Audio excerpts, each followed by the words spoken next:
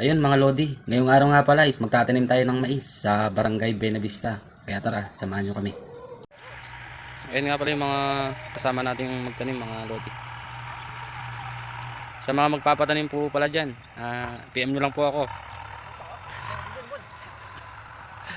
Ayan.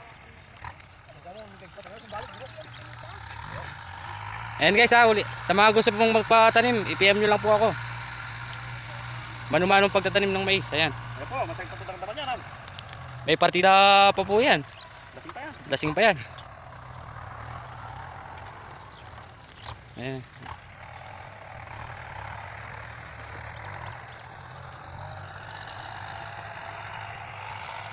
So yan guys. Nasasad na po guys. Ayun po guys. Ayan po pala yung tinataniman namin. So natapos na po namin yung isang hektarya.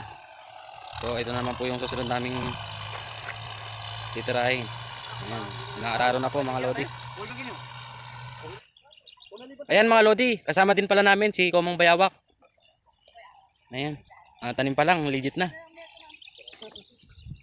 Ano yan San? Class A, Class B?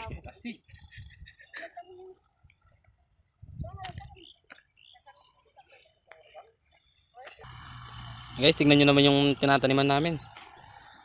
Gumagabok. Gumagabok sa buliga.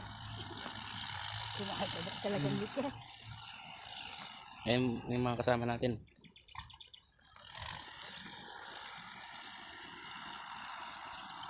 Meron po tayong isang import.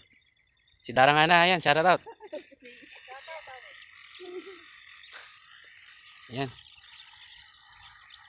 Ayan, kasama din namin magtanim si Don Pakundo. Guys, pakita ko yung mga kasama natin. Isa-isa. Ayan. Yung iba nandun sa taas. Ayan guys. Ayan yung auto. Mabilis yan, pauwi. Ito rin. Pag nagbarat yung mga yan, patay na ang araw.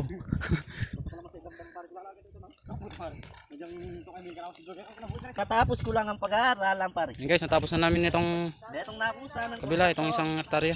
Pinkanto. Ito naman yung titirahin namin mga Lodi. Ayan.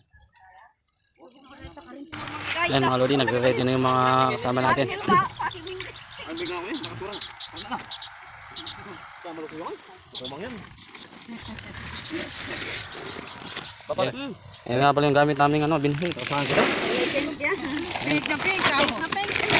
Kulay pink. Yan po, matas na po ang araw dito mang.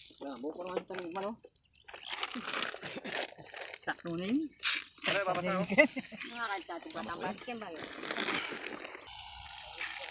Ayan guys, nag-umpisa na yung mga kasama natin.